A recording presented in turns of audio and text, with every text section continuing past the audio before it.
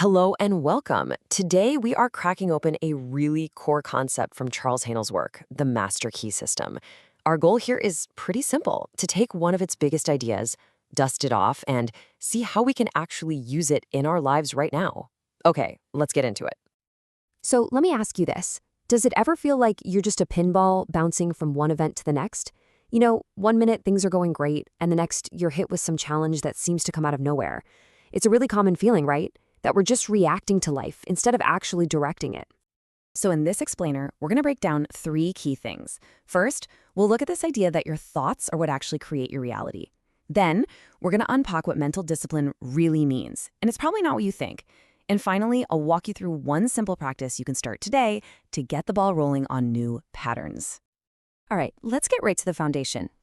Haanel's whole system is basically built on this one central idea, that our internal world, our thoughts, is the primary cause of everything we experience out there in the external world, kind of like a single domino that starts a whole long chain reaction.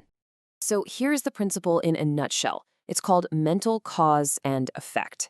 The idea is that your most common habitual thoughts, the ones just running in the background all day, they are the cause. And your life, your circumstances, your relationships, all of that, that's the effect. This isn't magic. It's presented as a system where a specific input predictably creates a specific output. And this really is the whole point. We tend to think that outside events are what shape our lives, but the argument here is that it's our inner thoughts about those events that are the real starting point for everything that follows. Okay, so let's make this real with a modern example. Imagine two people, Joan and Dante.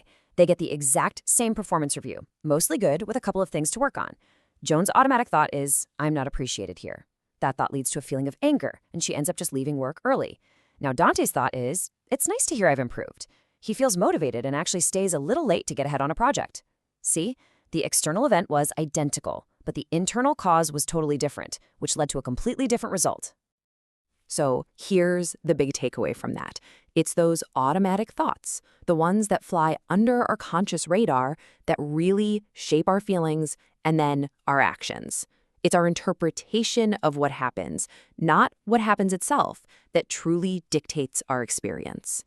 Well, this brings us to a really important question, right? If our thoughts are the cause, how in the world do we get some control over them? And that leads us to a crucial distinction between what Haanel calls mental discipline and what most of us think of as mental force. A lot of us think that controlling our minds means we have to wrestle them into submission. This constant tense struggle against all the mental noise. That's what's in the force column, and honestly, it just makes you tired. But what Haanel taught is true discipline, and it's all about stillness.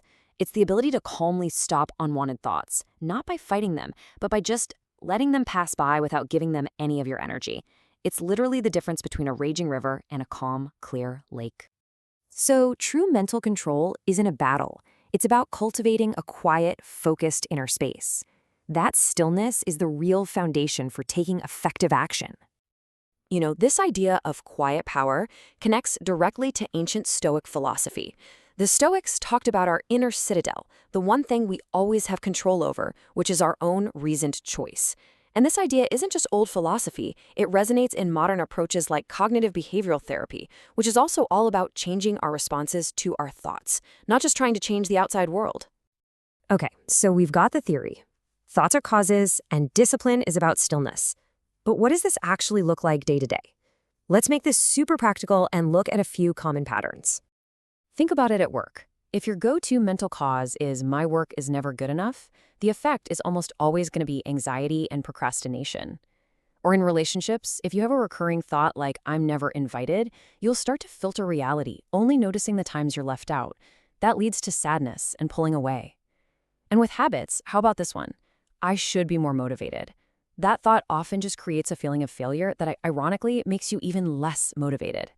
In every case, a specific mental cause is producing a very real, tangible effect. Seeing these patterns is the first step, and that naturally leads to the next question. How do we start training our minds to create different causes? Haanel's system has a whole series of exercises, but they all start with one simple, foundational practice. A great way to think about this is with the garden metaphor. You can spend all your time trimming the branches, just dealing with the effects. Or you can go straight to the roots, which are the thoughts themselves. This practice is all about learning to tend to the roots. So here it is, the root training practice. First, just find a comfortable position where you can be totally still. Second, just sit quietly for a few minutes. Third, and this is the key instruction, is to inhibit all thought as much as you possibly can. And fourth, when thoughts do pop up, and they definitely will, the goal is not to fight them or push them away. Just let them drift on by without giving them your attention. Now, the purpose here isn't to get a perfectly empty mind. Let's be real, that's not going to happen. The goal is to practice physical and mental stillness, because, as Haanel taught, that stillness is the absolute foundation for all real mental control and focus. So, let's wrap this up. How do we take this from just an interesting idea to something you can actually use? If you take away just one thing, let it be this. Your life experience is the direct effect of your habitual mental causes. And according to this system, if you can actually change the cause, the effect simply has to change. It's a law, like gravity. And remember, this is not a quick fix. This is a skill. And just like any other skill, you build it through consistent, patient practice. It's the small, steady efforts over time that really create brand new results. So that leaves us with one final question for you to think about. Based on everything we just talked about, what's one recurring thought, one mental pattern in your own life that you're going to start to just observe without any judgment starting today? To keep exploring these ideas, you can jump right into the next explainer in the series, or you can find the entire Master Key System playlist linked right here. Thanks so much for watching.